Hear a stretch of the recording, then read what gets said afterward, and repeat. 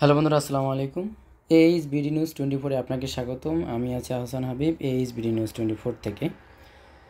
তো আজকের প্রধান একটি নিউজ আপনাদেরকে পড়ে শোনাবো, সেটা হচ্ছে সাদিক কায়েম সমন্বয়ক ছিলেন না নাহিদের বক্তব্যে যা বললেন সায়ের। তো জুলকারনাইন সায়ের একজন সাংবাদিক, সে বলছে সাদিক কায়েম কি ছিলেন না, সমন্বয়ক ছিলেন না। তো চলুন আমরা বিস্তারিত জানবো। জুলাই গণঅভ্যুত্থানে অন্যান্যদের মতো নেতৃত্ব দেওয়া ছাত্র শিবির নেতা সাদিক কাইয়ুমের বিরুদ্ধে গুরুতর অভিযোগ তুলেছেন জাতীয় নাগরিক পার্টির এনসিপি আহ্বায়ক নাহিদ ইসলাম। তার সেই অভিযোগের জবাব দিয়েছেন আল জাজিরার অনুসন্ধানী সাংবাদিক জুলকারনাইন সায়ের।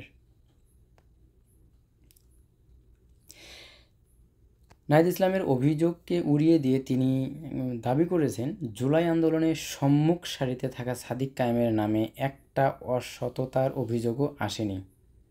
বৃহস্পতিবার নিজের ভেরিফাইড ফেসবুক পেজে দেওয়া এক পোস্টে তিনি এমন কথা বলেন। জুলকারনাইন সায়ের বলেন, জুলাই আন্দোলনে সম্মুখ সারিতে ছিল এবং 5ই আগস্ট 2024-এর পর এখন পর্যন্ত যেই ছেলেটার নামে একটাও অসততার অভিযোগ আসেনি তার নাম আবু সাদিক, অর্থাৎ সাদিক কায়েম। পোস্টে তিনি প্রশ্ন রেখে বলেন, স্বাভাবিকভাবেই তাকে ও তার শুভানুধ্যায়ীদের নিয়ে অনেকে মুখরোচক চটকদার আলাপ তৈরি করেন, কিন্তু এসব আলাপ তৈরি করে কি নিজেদের গোপনতম সত্য লাগানো সম্ভব হবে? এদিন দুপুরে ফেসবুক দেওয়া এক পোস্টে বিএনপি তারেক রহমান, মির্জা ফখরুল, শিবির, সাদিক কায়েম এবং কুপরিকল্পনা সহ বেশ কিছু বিষয় নিয়ে মন্তব্য করেন নাহিদ ইসলাম, যা নিয়ে রীতিমতো দেশের রাজনৈতিক অঙ্গনে তোলপাড় সৃষ্টি হয়েছে।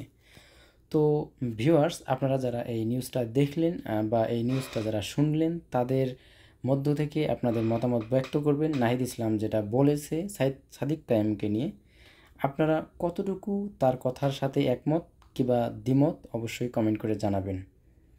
তো ধন্যবাদ সবাইকে। এইচ বিডি নিউজ 24-এর পক্ষ থেকে আপনাদেরকে সকলকে অভিনন্দন জানিয়ে আমাদের নিউজটা এখানে শেষ করলাম। খোদা হাফেজ, আসসালামু আলাইকুম।